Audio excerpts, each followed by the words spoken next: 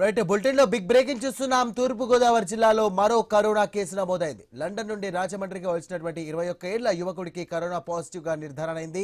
ఇక బాధితుడిని వెంటనే రాజమండ్రి ప్రభుత్వ ఆసుపత్రిలోని ఐసోలేషన్ వార్డుకు తరలించి చికిత్స అందిస్తున్నారు వైద్యులు.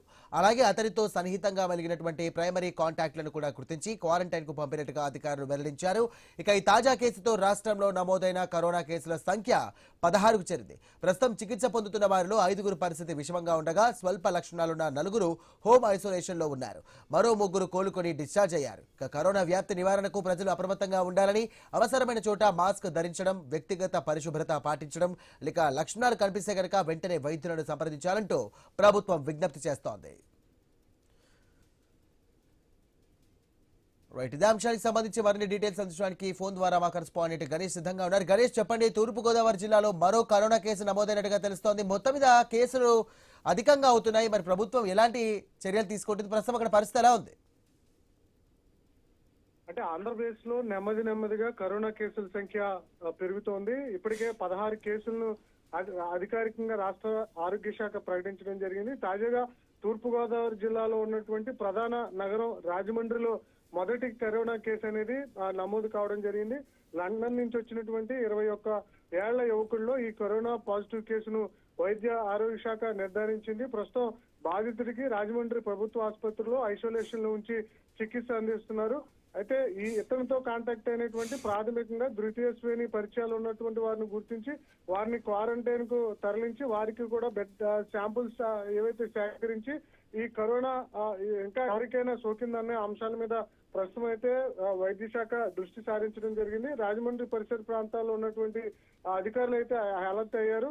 వెంటనే నగరంలో ఉన్నటువంటి ప్రజలంతా కూడా కరోనా పట్ల అప్రమత్తంగా ఉండాలి, సోషల్ డిస్టెన్స్ పాటించాలి, శానిటైజర్లు, మాస్కులు వంటివి వాడాలి అని చెప్పి అయితే ప్రస్తుతం అధికారులు సూచిస్తూ ఉన్నారు.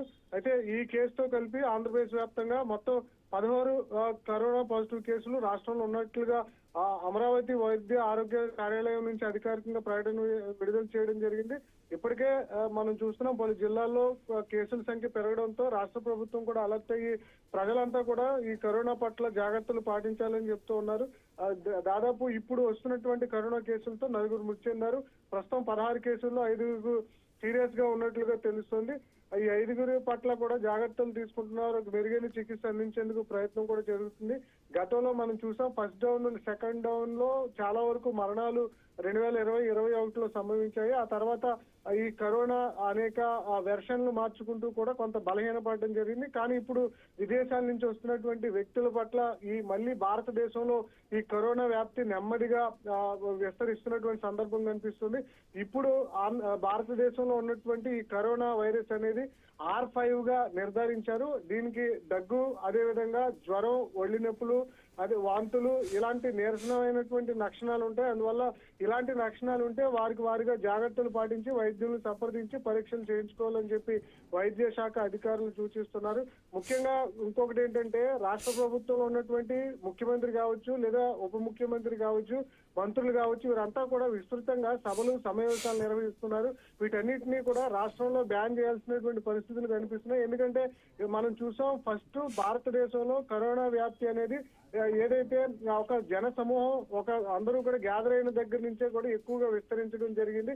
అలాంటి ప్రమాదం కూడా ఇప్పుడు కూడా పొంచి ఉంది. అందువల్ల సభలు సమావేశాలు బహిరంగ జన సమూహాన్ని గ్యాదర్ చేయకుండా ప్రభుత్వం కట్టడి చేయాల్సినటువంటి బాధ్యత కనిపిస్తుంది.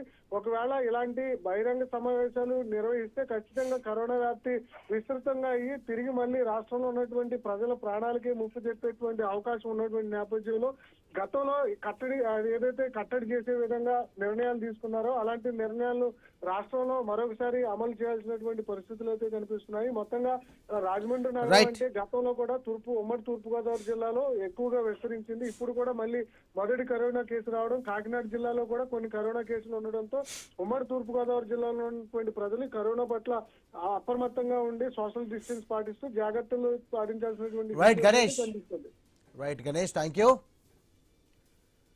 ఇక విశాఖ